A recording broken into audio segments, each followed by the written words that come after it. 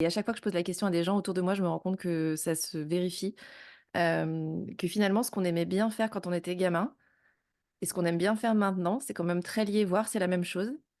Et et des fois, il y a une sorte de en fait, enfant, on explore et on va aller, spontanément vers, voilà, une activité, que ce soit manuelle, physique, intellectuelle, voilà, mais on se pose pas la question du filtre, de l'extérieur, de: «Est-ce que ça va plaire? Est-ce que» voilà, on le fait parce que juste on est gamin, que ça nous fait kiffer et qu'on a exploré, qu'on a fait un truc et qu'on se dit: «Ah, c'est génial, j'aime trop faire ça».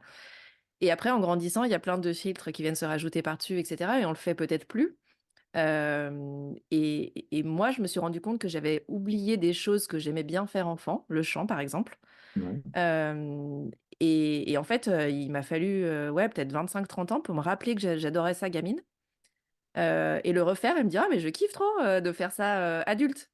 Et finalement, tu vois, j'ai fait des bilans de compétences, j'ai fait mon ikigai et j'étais passée à côté de ça. Alors comme quoi, que si je m'étais posé la question quelque part de: «Mais en fait, quand j'étais gamine, qu'est-ce que vraiment j'aimais bien?»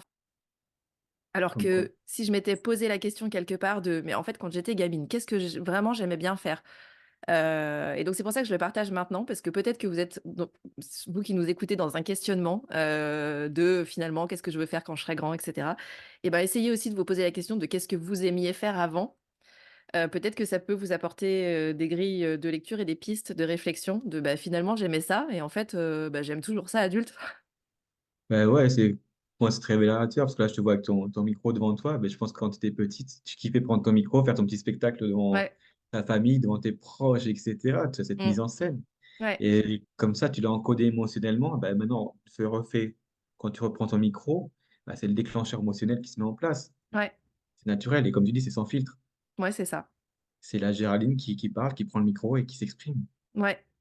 Souvent on se dit: «Ah, mais je peux pas déléguer ou je peux pas aller chercher une expertise parce que j'ai pas le budget pour». Mais c'est aussi une très bonne approche que de se dire, comment est-ce que je pourrais échanger ce que je sais faire moi avec mes compétences, puisque d'autres en ont besoin, avec ce dont j'ai besoin et comment, est-ce que, bah, finalement on peut avancer ensemble aussi, sans que forcément ça coûte de l'argent. Pour moi, c'est un partage de valeurs aussi. Et là, on parle de la valeur argent, mais Mmh, il y a plus. Et vraiment, comme je disais, voilà, par rapport à l'humain, bah, ces valeurs, elles sont là. clairement. Et Mmh, avoir la gratitude après, de dire, bah voilà, aujourd'hui, je suis reconnaissant d'avoir pu rencontrer telle personne et elle m'a ouvert les yeux. ouais. Tu vois, j'ai envie d'aller encore plus loin parce que la vie d'entrepreneur elle permet aussi d'avoir une disponibilité aussi. Mmh, Et quand il y a des temps périscolaires ou des sorties, bah, l'autre fois, il y avait un cross dans la colline. J'ai été solliciter la maîtresse. Je dis, si vous voulez, je peux être disponible ce jour-là. Et vous voulez que je fasse un petit jeu sur la pause méridienne? Parce qu'ils ont vécu un temps de cross avec des émotions, etc. Et ben voilà, je suis intervenu ouais. bénévolement, tout ça. Mmh, Et les autres enfants, ils se sont dit: «Ah oui, c'est qui? Ah oui, c'est le papa de Naël, il fait ça, tout ça?» Puis après Naël a dit: «Bah oui, c'est mon papa, on fait ça ensemble» et cetera. ouais. Donc ça a créé des synergies. Mmh, C'est pour ça et des fois, bah, comme tu dis, les effets de bord, des fois, on est tellement sur des croyances limitantes en tant que papa et entrepreneur, on dit: «Mais non, j'ai pas le temps» et cetera, mais faut s'autoriser, faut y aller et donc le Miracle Morning, aussi. OK. Voilà, parce que je suis quelqu'un qui me lève tôt et bah, se lever tôt permet aussi, avant que Naël se lève aussi, d'être disponible pour faire des choses et de te dire: «Voilà, j'ai fait ça, j'ai l'esprit tranquille et Mmh, maintenant j'ai mon temps de papa et je peux ouais. avancer, Et profiter». tu tu OK. Tu peux nous expliquer un peu, ton Miracle Morning, à quoi il ressemble? Comment toi tu fais et voilà, s'il y a des gens qui écoutent et qui se disent, «Est-ce que c'est pour moi ou pas?» Juste de savoir, ceux qui le font, qu'est-ce qu'ils font exactement? Parce que c'est vrai qu'en tant que coach, ça demande beaucoup d'énergie. En tant que Mmh, papa, ça demande de l'énergie aussi, la mmh. disponibilité. Et ben voilà, moi je suis prêt, présent et go pour une journée. Top. Merci beaucoup d'être entré dans ce détail-là parce que c'est vrai qu'on ne sait pas forcément toujours, qui met quoi derrière, Mmh. ce Miracle Morning et du coup, je retiens, à la fois ce que tu dis sur, l'aspect, bah, introspection, se poser, être, dans sa tête aussi, vider sa tête, aussi par l'écriture et avoir aussi l'équilibre physique, de pouvoir, être en énergie, et c'est sans doute ce qui te met aussi en énergie après pour le reste de ta journée. Chacun de nous est différent et authentique et donner vraiment place à qui vous voulez être et c'est pour ça que j'ai envie de rebondir sur l'ikigai. Mmh. Parce que vraiment sur l'ikigai, on va vraiment s'intéresser aux intelligences multiples et c'est ça, comme tu dis, bah, toi, ça peut être autre chose, un verre de jus de fruits, comme je te disais, où toi, gustativement, tu vas pouvoir trouver des sensations pour vraiment t'épanouir et grandir et te booster. Mmh. Alors que d'autres, ça va vraiment, bah, se balader dans la nature, toucher les arbres. D'autres, ça va être écrire, écouter un podcast. Bah, libre à chacun de vraiment trouver les ressources nécessaires.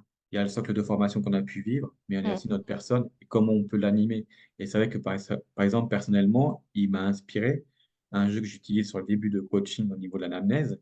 Mmh. Bah, je prends la main et hop, je vais la dessiner avec la personne sur une main. Comme nous, depuis petit à l'école maternelle, primaire, on le fait. Et Ouais, maintenant, c'est un de mes supports d'accompagnement, mais qui marche, mais du feu de Dieu. génial. Tu as mis un copywriting pour ton fils quand même dessus ou pas? Ah, mm, Mais c'est presque un autre sujet sur la parentalité, et c'est un parti pris tout à fait personnel. mm. Hem Mais je trouve ça intéressant, en tout cas, cette idée de transparence et de discussion et de dire: «Bah, oui, potentiellement, on n'a pas les mêmes besoins au même moment» et jusque-là, c'est à peu près ce qui se passe entre tous les humains sur cette terre. Mais simplement le fait de discuter et de voir comment trouver un chemin ou un moment où peut-être que là, à l'instant T, les besoins sont pas les mêmes, mais on va trouver un moment où on va réussir à les joindre et où, du coup, on va partager autre chose différemment, et ce sera pas moins bien, en fait.